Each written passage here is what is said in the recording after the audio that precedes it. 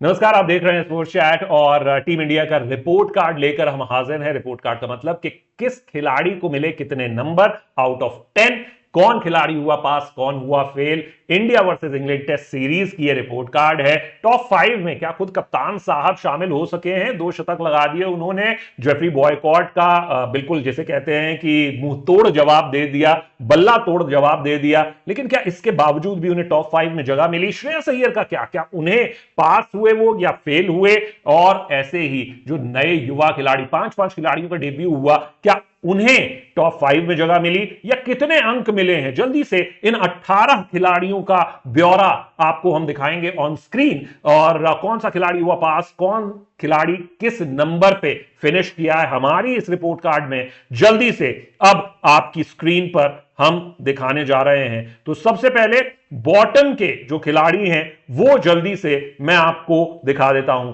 तो बॉटम में नंबर 11 पर जो खिलाड़ी हैं वो हैं रजत पाटीदार और मुकेश कुमार।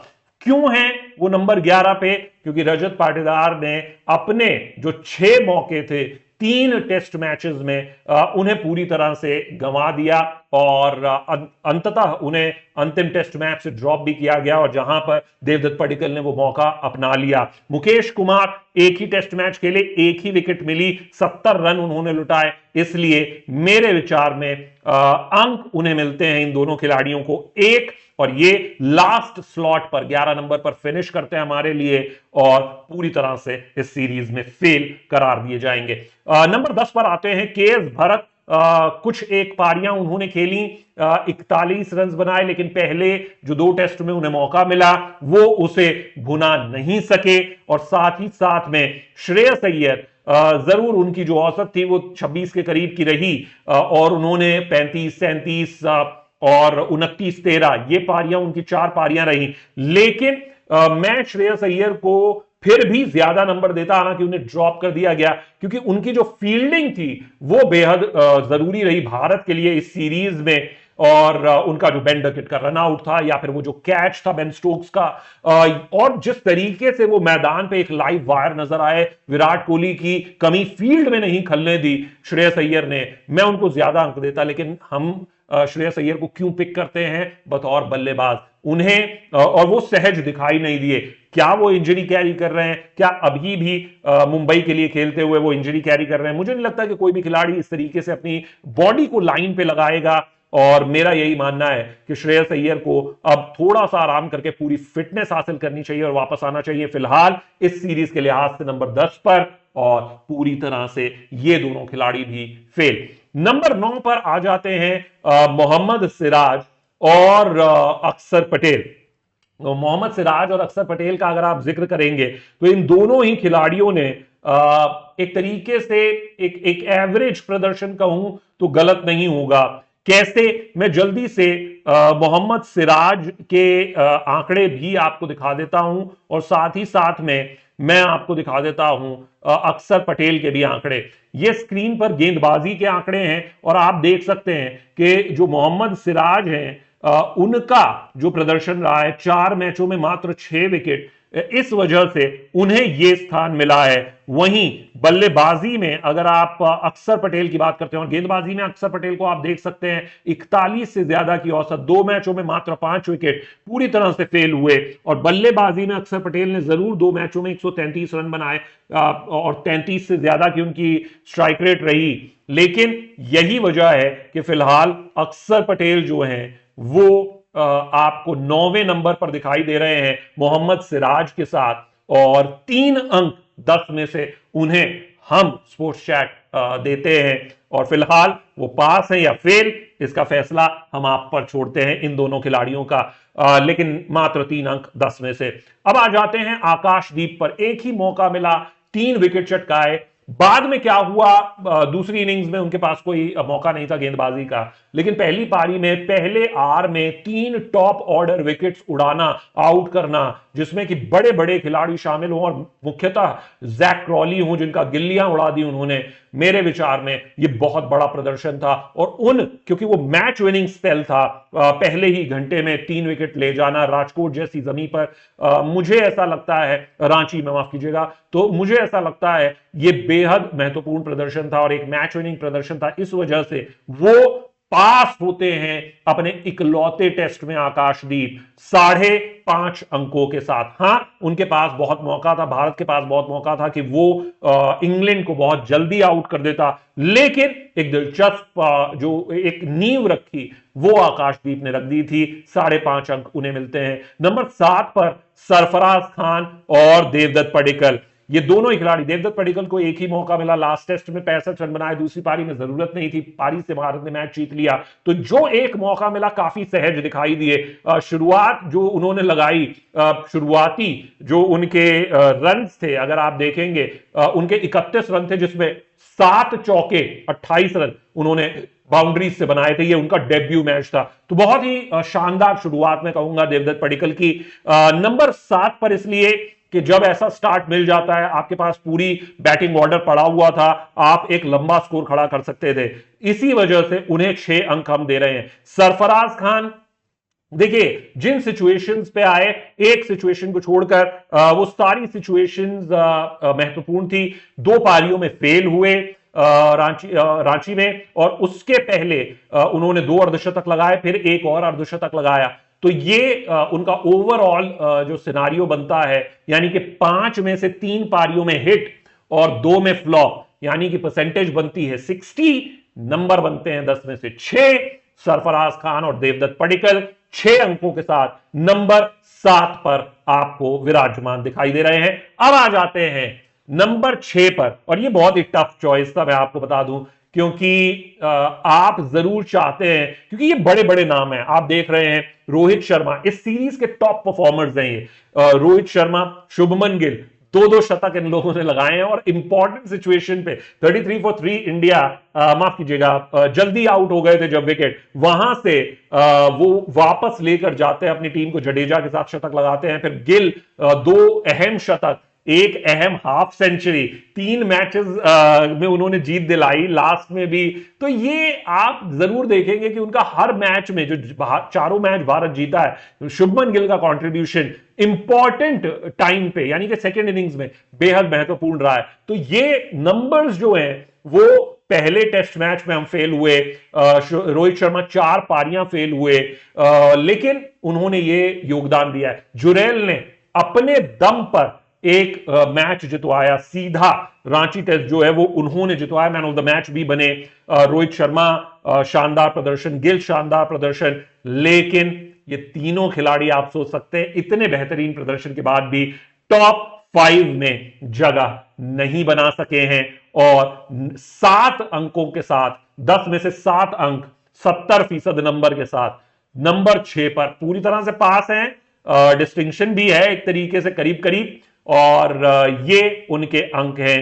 तो ये यहां पर आपके 13 खिलाड़ी यहां पर हो गए। लेकिन अब नंबर 5 पर कौन है, उस पर हम नजर डाल लेते हैं। नंबर 5 पर आपको दिखाई देंगे जसप्रीत बुमराह। जसप्रीत बुमराह का जो इंपैक्ट रहा है इन नीरस विकेट्स पर, वो बेहद महत्वपूर्ण रहा है। मैं जानता हूं कि धर्मशाला के फर्स्ट सेशन में वो विकेट निकालने में सक्षम नहीं हुए, लेकिन जिस अंदाज में उन्होंने गेंदबाजी की, उनकी गेंद पे रन्स भी नहीं बन सके। और जब आप वाइजैक की बात करते हो, बहुत ज्यादा मदद नहीं थी जसप्रीत बुमराह के लिए, 9 विकेट निकालकर मैन ऑफ द मैच बनते हैं, भारत को सीरीज में वापसी करवाते हैं, और उसके बाद जो इंपॉर्टेंट स्पेल्स हैं उनके 2-2, 3-3 विकेट वाले, वो बेहद महत्वपूर्ण हो जाते हैं। पूरी सीरीज में बेस्ट एवरेज जसप्रीत बुमराह की है 16.89 की, 19 विकेट उन्होंने 4 मैचों में झटके, 1 प्लेयर ऑफ द मैच का अवार्ड जीता, और ये 7.5 अंकों के साथ विद डिस्टिंक्शन पास होते हैं, टॉप 5 में शुमार होते हैं नंबर 5 पर। अब आ जाता है चौथा नंबर किसका, चौथे नंबर पर हैं रविचंद्रन अश्विन। 100 टेस्ट पूरे किए, और साथ ही साथ में 26 विकेट से सीरीज में उन्होंने चटकाए, और 24 के करीब उनकी औसत रही। शुरुआत सीरीज की उतनी अच्छी नहीं रही, लेकिन बाद में जब अंत किया तो 2 5 विकेट हॉल्स उनके नाम थे। 100वें टेस्ट में 9 विकेट लेके मुतैया मुरलीधरन की बराबरी की और बेहतरीन प्रदर्शन, भारत को ये जो अंतिम 2 टेस्ट मैच जितवाने में अहम भूमिका रविचंद्रन अश्विन ने निभाई। इसलिए नंबर 4 पर, और बल्लेबाजी से भी योगदान उनका एवरेज के करीब, एवरेज से कम कहेंगे लेकिन ठीक ठाक रहा है। हां, रविचंद्रन अश्विन की तरह नहीं रहा कि 30 की औसत से वो जैसे रन्स बनाते हैं उतना अच्छा नहीं रहा, लेकिन फिर भी योगदान उनका बल्ले से रहा। तो ये नंबर 4 पर हमारे लिए फिट होते हैं। नंबर 3 पर आ जाते हैं बल्ले और गेंद दोनों से भारत को शानदार जीत दिलाने वाले Ravindra Jadeja, probably in the world today number 1 allrounder, किसी को कोई शक शुबा नहीं होना चाहिए। 85, 100 में से 85 अंक, 10 में से 8.5 अंकों के साथ रविंद्र जडेजा पास होते हैं। बल्लेबाजी में शतक लगाया मुश्किल सिचुएशन में, और रोहित शर्मा के साथ मिलकर बैक होते हैं, जैसे ही वापसी करते हैं राजकोट में, शतक लगाते हैं, भारत को मैच जितवाते हैं और विकेट्स 19 विकेट्स लेते हैं इन 4 टेस्ट मैचेस में, मात्र 25 की औसत के साथ। बेहतरीन प्रदर्शन और फील्डिंग की तो बात ही क्या करनी रविंद्र जडेजा की। नंबर 3 पर रविंद्र जडेजा फिनिश करते हैं। नंबर 2 पर आपको मैं बता दूं कि आते हैं कुलदीप यादव। जी हां, कुलदीप यादव, इनका बहुत बड़ा योगदान है। मैं जानता हूं कि बहुत से लोग ये कहेंगे कि जडेजा को नंबर 2 होना चाहिए था, कुलदीप को नंबर 3 होना चाहिए था। बहुत से लोगों को यह भी लग सकता है कि रोहित जो है वो टॉप 5 में होने चाहिए थे, गिल जो है वो टॉप 5 में शुमार होने चाहिए थे। लेकिन हकीकत यह है मेरे दोस्त कि आप अगर इन खिलाड़ियों के प्रदर्शन को पूरी तरीके से आंकेंगे तो जरूर आप, ये हमारा रिपोर्ट कार्ड है, आप अपनी राय भी हमें भेज सकते हैं। यहां पर आप देख रहे हैं 19 विकेट कुलदीप यादव ने लिए, लेकिन यह खिलाड़ी पहला टेस्ट मैच नहीं खेला था, इसमें इसको मौका नहीं दिया गया था। और लेकिन जैसी विकेट्स थी वहां पर पहले दिन पर आकर 5 विकेट ले जाना धर्मशाला में, वहां पर ऐसे सिचुएशन पे जहां पर बैटिंग ट्रैक है, जहां पर ना अश्विन विकेट ले पा रहे हैं, ना जडेजा, ना अक्षर पटेल, ना कोई और, वहां पर कुलदीप यादव अपनी फिरकी, flight, speed, variation in length और टर्न, उससे जिस तरीके से उन्होंने प्रभावित किया है, मेरे विचार में कुलदीप यादव का जो रोल है उसको आप इन नंबर्स से आंक नहीं सकते। भारत अगर 4-1 जीता है, कुलदीप यादव इस सीरीज के हीरो हैं। 19 विकेट, मात्र 20 की औसत, और उसके बाद जो बल्ले से 97 रन हैं वो बेहद महत्वपूर्ण है। क्यों?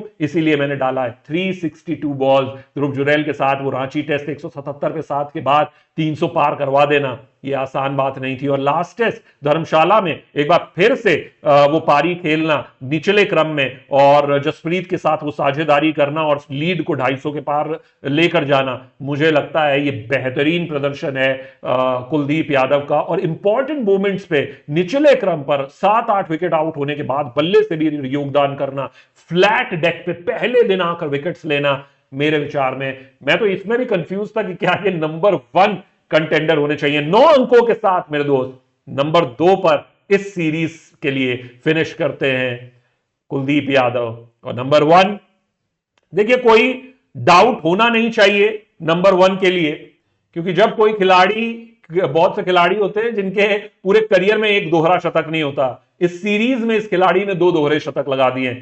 बहुत से खिलाड़ी होते हैं जिन्होंने कभी शायद 700 रन ना बनाए हों, इन्होंने इस सीरीज के 5 मैचों में 712 रन बना दिए 89 की औसत के साथ। बहुत से लोगों को लगा था कि इस खिलाड़ी को हम 15 फर्स्ट क्लास मैच के बाद लेकर आ रहे हैं 95 की औसत के साथ, लेकिन वो डोमेस्टिक में है। क्या ये अंतरराष्ट्रीय में वही प्रदर्शन को दोहरा पाएगा? जवाब है हां। फिर बहुत से खिलाड़ी 1000 रनों का आंकड़ा नहीं छूते, फॉरगेट इट, कि 9, मात्र 9 टेस्ट मैचों में उन आंकड़ों को छू ले। एवर्टन वीक्स और बहुत से ऐसे 4 खिलाड़ी और हैं जिनकी बराबरी उन्होंने की, और मात्र सिर्फ एक खिलाड़ी से पीछे। नाम जानते हैं आप? बिल्कुल जानते हैं, सर डोनाल्ड ब्रैडमैन। 7 मैचों में उन्होंने 1000 टेस्ट रनों का आंकड़ा छुआ था। यशस्वी जायसवाल ने मात्र 9 टेस्ट मैचों में उस आंकड़े को छुआ है। इंडिया के तो टॉप हैं ही, वर्ल्ड में भी अब सिर्फ दूसरे नंबर पर है, सबसे तेज 1000 रनों के आंकड़े को तक पहुंचने वाले। तो ये वो कुछ खिलाड़ी हैं। और इससे पहले चेतेश्वर पुजारा थे जिन्होंने 11 टेस्ट मैचेस में इस आंकड़े को छुआ था। लेकिन 2 डबल 100, 712 रन, 89 की average, player of the series. लेकिन मेरे लिए इस सबसे वर्ल्ड रिकॉर्ड्स, इंडियन रिकॉर्ड्स, रनों के रिकॉर्ड्स, छक्कों के रिकॉर्ड, 26 छक्के अकेले यशस्वी जायसवाल ने लगाए हैं। आपको बताऊं, कुल इस सीरीज में 102 छक्के लगे हैं, 30 इंग्लैंड ने मारे हैं, बेसबॉल ने 72 इंडिया ने मारे हैं, और उसमें से 30 के मुकाबले 26 अकेले यशस्वी जायसवाल ने लगा दिए हैं। सीधा अकेले इंग्लैंड को टक्कर दे सकते हैं। लेकिन मेरे लिए सबसे बड़ी इंपॉर्टेंट चीज क्या है, इन सबसे बड़ी चीज, यह आंकड़ा देख रहे हैं आप, 80 की स्ट्राइक रेट, 79.91। बेन डकेट कहते हैं यशस्वी जायसवाल उनसे सीख रहे हैं। मुझे लग रहा है डकेट आप भूल गए हैं बेसबॉल, क्योंकि असली जैज बॉल यही है, यैज बॉल यही है, नंबर 1। कोई शक शुबा नहीं। 9.5 अंक सिर्फ इसलिए दे रहा हूं, आधा नंबर काटे हैं, क्योंकि पहला टेस्ट मैच जीतना चाहिए था हमें, हम नहीं जीत सके। यशस्वी जायसवाल बड़ा स्कोर वहां पर नहीं बना सके, इसलिए 9.5, वरना उन्होंने सब कुछ किया जो उन्हें करना चाहिए था। जल्दी से आपकी स्क्रीन पर मैं बल्लेबाजी के आंकड़े दिखा दे रहा हूं, ताकि आपको यह समझ में आए कि किस बिना पर हमने किस खिलाड़ी को कितने अंक दिए हैं। यहां पर ये पूरे आपकी स्क्रीन पर बल्लेबाजी के आंकड़े हैं, और अब आप देखेंगे गेंदबाजी में भारतीय टीम ने कैसा प्रदर्शन किया है। हर एक खिलाड़ी ने, ये स्क्रीन पर आपके गेंदबाजी के आंकड़े हैं। लेकिन वीडियो कैसा लगा आपको, और आपकी रैंकिंग में कौन सा खिलाड़ी कौन सी जगह पर फिट होता है, वो जरूर हमारे कमेंट सेक्शन में बताएं। और वीडियो अगर अच्छा लगा है तो लाइक शेयर सब्सक्राइब करें, और बेल नोटिफिकेशन पर जरूर क्लिक करें, और ऑल नोटिफिकेशंस को ऑन करें। आप देख रहे हैं स्पोर्ट्स चैट। शुक्रिया, धन्यवाद।